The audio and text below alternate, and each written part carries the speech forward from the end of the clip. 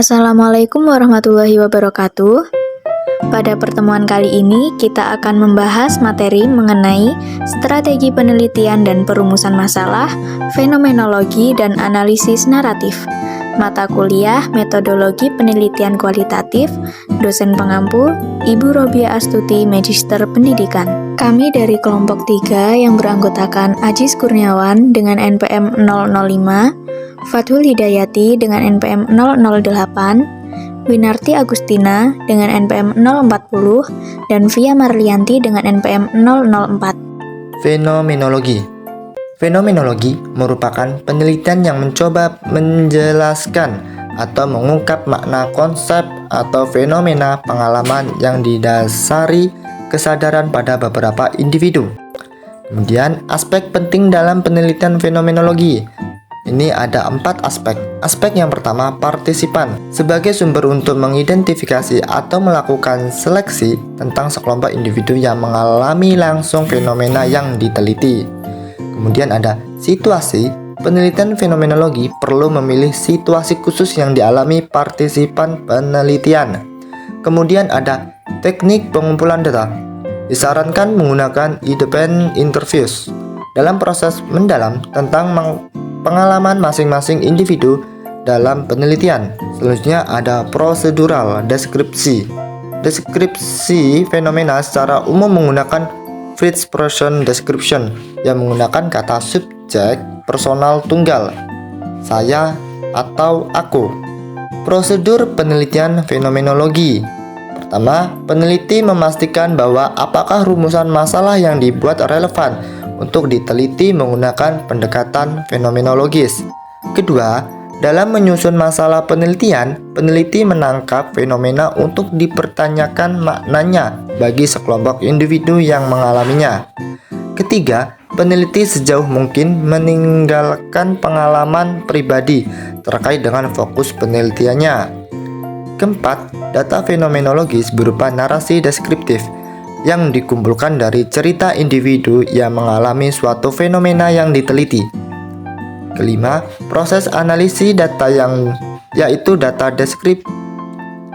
ditranskrip, lalu dengan merujuk pada rumusan masalah, peneliti melakukan coding, clustering, labeling secara tematik dan melakukan interpretasi. Masing-masing tema yang muncul dalam proses analisis mengandung narasi verbatim. Yang selanjutnya, B. Analisis naratif. Pengertian, fokus penelitian naratif adalah pada cerita. Para peneliti naratif akan mengumpulkan cerita individual atau dokumen atau kelompok tentang pengalaman individual yang dituturkan. Jadi yang dituturkan adalah pengalaman individual. Dibandingkan dengan ketiga strategi lainnya, analisis naratif tidak begitu populer. Penelitian-penelitian mahasiswa sangatlah jarang yang menggunakan metode ini. Yang kedua, bentuk penelitian naratif. Apa sih bentuk penelitian naratif itu? Yang pertama, memakai pendekatan kronologis seperti menguraikan peristiwa demi peristiwa, dibentangkan secara perlahan mengikuti proses atau waktu slowly over time.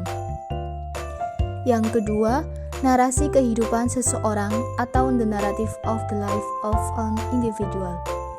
Yang ketiga, evolusi, sebuah program atau sebuah organisasi, evolution of a program or an organization. 3. Unsur pokok atau struktur dalam penelitian naratif. Di dalam penelitian naratif, unsur yang harus ada pada penelitian naratif yaitu adalah plot atau alur cerita. Alur cerita meliputi beginning atau awal, middle atau tengah, dan ending atau akhir. 4. Jenis-jenis penelitian naratif. Jenis-jenis penelitian naratif dapat dilihat dengan mengetahui pendekatan apa yang digunakan. Menurut Polkinghorne, pada tahun 1995 ada 2 pendekatan yang bisa diambil, yaitu pendekatan dengan membedakan antara analisis narasi dan analisis naratif. Analisis narasi adalah sebuah paradigma dengan cara berpikir untuk membuat deskripsi tema yang tertulis dalam cerita atau taksonomi. Sedangkan analisis naratif adalah sebuah paradigma dengan mengumpulkan deskripsi peristiwa atau kejadian dan kemudian menyusunnya menjadi cerita dengan menggunakan alur cerita. Selanjutnya, bentuk-bentuk studi penelitian analisis naratif. Yang pertama, autobiografi, yaitu di mana individu atau orang lain yang ditulis merupakan subjek penelitian bagi tulisannya sendiri. Yang kedua, biografi, yaitu di mana peneliti menulis dan mencatat pengalaman orang lain. Ketiga, riwayat hidup, yaitu suatu naratif dari keseluruhan pengalaman hidup seseorang. Dan yang keempat, personal account, yaitu suatu naratif mengenai seseorang sebagai contoh. Kemudian, karakteristik penelitian analisis naratif. Pertama, pengalaman individu. Penelitian naratif berfokus memahami pengalaman masa lalu individu dan bagaimana pengalaman itu memberi kontribusi pada pengalaman masa sekarang dan masa depan. Kedua, kronologi pengalaman.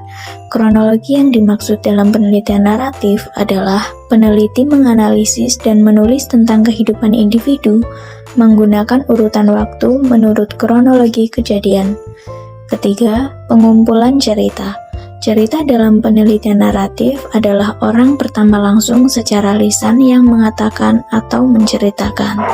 Keempat, restoring adalah proses di mana peneliti mengumpulkan cerita, menganalisisnya dengan unsur kunci cerita, dan kemudian menulis kembali cerita itu untuk menempatkannya dalam urutan kronologis. Yang kelima, coding tema.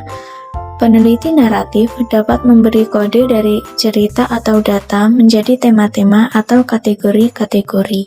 Yang keenam, konteks atau latar. Peneliti menggambarkan secara terperinci latar atau konteks di mana pengalaman individu menjadi pusat fenomenanya. Dan yang terakhir, kolaborasi. Kolaborasi dalam penelitian naratif yaitu peneliti secara aktif meliput partisipannya dalam memeriksa cerita yang dibukakan atau dikembangkan. Perbedaan penelitian fenomenologi dan penelitian analisis naratif.